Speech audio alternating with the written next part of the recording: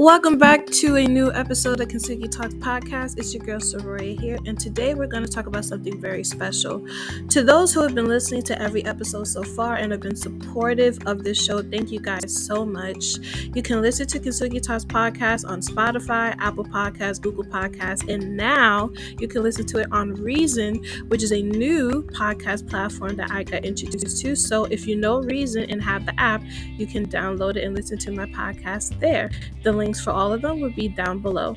And of course, you can also listen to my podcast on Anchor FM, who is today's sponsor.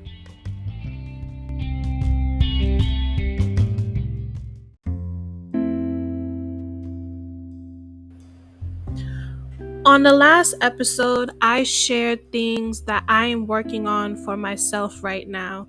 And one of those things that I shared was working on my inner child and inner teenager. And I have already received a few questions and comments about me wanting to talk about that more because there's a lot of people who are going through that same process as well. So today, we are going to talk about how to heal your inner child.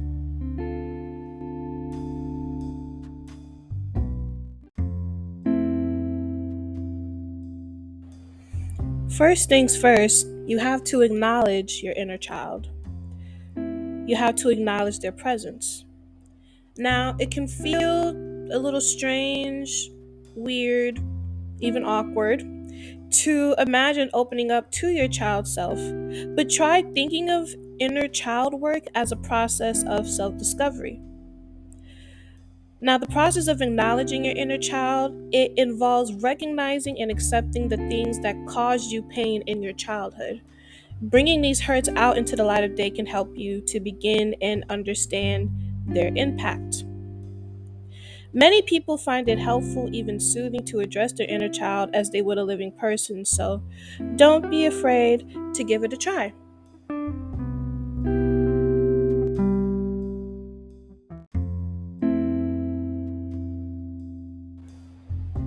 Secondly, you have to listen to what your inner child has to say.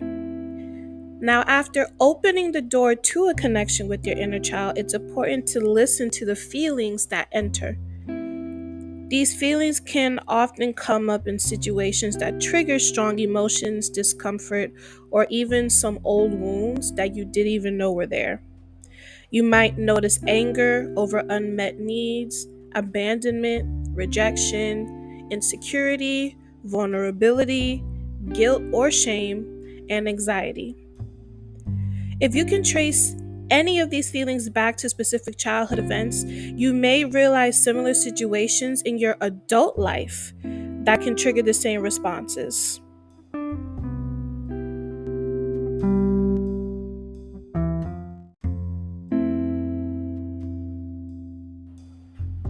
Number 3 is writing a letter.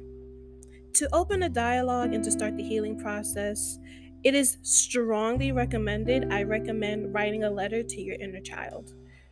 You might write about childhood memories from your adult perspective, offering insight or explanations for distressing circumstances you didn't understand back then. You maybe didn't know why your brother always shouted at you and smashed your toys, but you learned to fear him all the same. If you since realize he experienced years of bullying and abuse, his rage may begin to make sense. Sharing this revelation with your inner child can help soothe some of that lingering pain. A letter can also give you the chance to offer messages of reassurance and comfort. Some examples of questions are, how do you feel? How can I support you? What do you need from me? Sitting with these questions can often lead to answers, though it may take some time before your inner child feels safe and secure.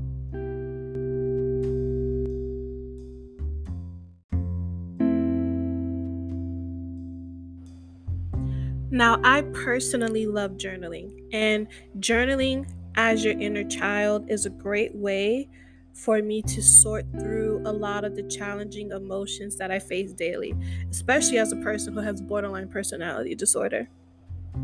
Now, It is a way for people to sort through challenging and confusing experiences and emotional turmoil. If you keep a journal, you might already get a lot of benefit from this coping strategy. Now, journaling can help you recognize patterns in your adult life that you want to change. Journaling from the perspective of your inner child can help you recognize unhelpful patterns that actually began in your childhood. Now, this is a journaling exercise that I actually practice for myself. So, set aside your present self for the moment and channel your inner self. Try photos or brief visualization exercise to help recall how you felt at the specific age you're intending to explore. Now, once you are in the right mindset, write down a few memories and emotions you associate with those events. Don't try to think too carefully about what you're writing. It doesn't have to be perfect. Just let the thoughts flow onto the paper as they come. Expressing them in an unchecked way can help you get to the heart of your inner child's pain.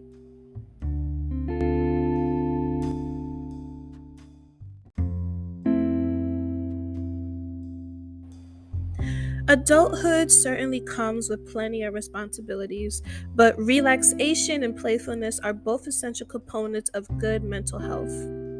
If your childhood lacked positive experiences, getting back in touch with your playful side and making time for fun can help heal the pain of missing out on what you needed as a child. So for me, I've decided to dig more into just things that are creative and things that I can make with my hands. So I bought me some bracelet making kits off of Amazon. I already own a whole bunch of acrylic paint and canvases. I started getting back into drawing again. I finally bought myself a guitar. For anyone that knows me knows that I've been wanting to learn how to play guitar for the longest time. So now I'm teaching myself how to play guitar, and it has given me so much joy and peace whenever I practice doing these things. It's also important to enjoy small pleasures like ice cream after a walk, games with your partner or children. The next thing I'm finna purchase is a Nintendo Switch because I've just always wanted one, and I love playing Super Mario Brothers or Mario Kart. Love Mario Kart. And even just laughing with your friends is something that's important as well. Whatever you do, make regular time for fun and lightheartedness in your life. It can help rekindle the positive emotions of your youth.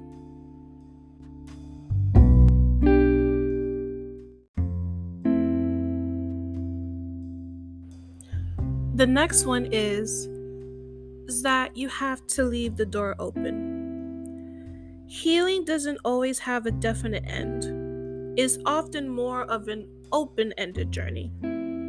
You've started the process by reaching out to your inner child. Now you can cultivate this newfound awareness and continue listening to your child's self-guidance as you move forward. Your child's self may have more to reveal about challenges from the past, but you can also learn to become more spontaneous and playful and consider what life has to offer with a greater sense of wonder.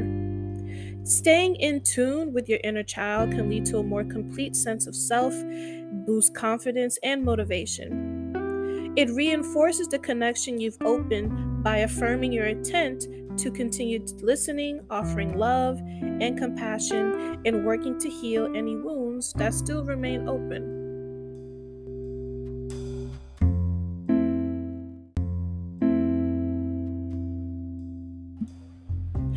If you have been a listener from the beginning, if you have been following my mental health awareness phase before following me on my podcast, and if you just know me as a person overall, you know that I advocate strongly for therapy. Past trauma can cause a lot of distress, and therapists attempt to create a safe space for you to begin navigating this emotional turmoil and learn helpful strategies for healing your inner child.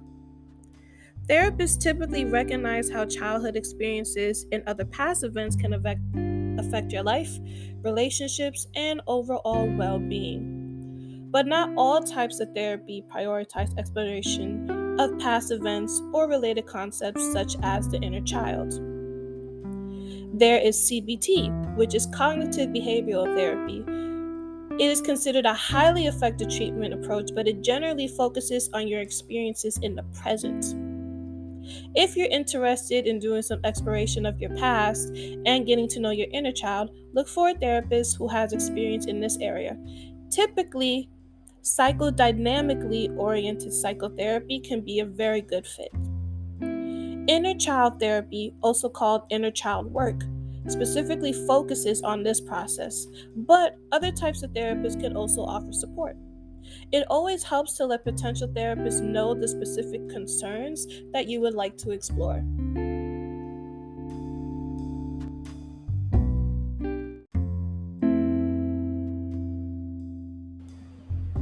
I want to end this by saying, when needs for love, recognition, praise, and other types of emotional support go unmet in childhood, the trauma that results can last well into your adult life. But it is never too late to heal. By learning to nurture your inner child, you can validate these needs, learn to express emotions in more healthy ways, and increase self compassion and self love.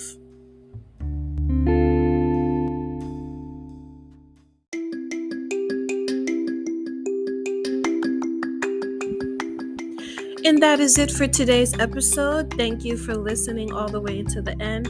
I hope you found this episode just as insightful as I did. And if you did, please make sure to leave a rating and review for this podcast or wherever you are listening to this podcast from, whether it be Anchor, Spotify, Apple Podcasts, Google Podcasts, and now Reason. Reason is a new podcast platform that you can now listen to Kintsugi Talks podcast on. For updates and if you want to just continue following this podcast more, you can follow me on Instagram. It is Kintsugi Talks Pod. It is all lowercase, all bunched together, no spaces in between. And you can also follow me on my personal Instagram if you want, at Saroya_the_vessel. My first name is spelled Saroya, but all the links for that will be down below in the description. Again, thank you guys so much for listening, and until then, God bless.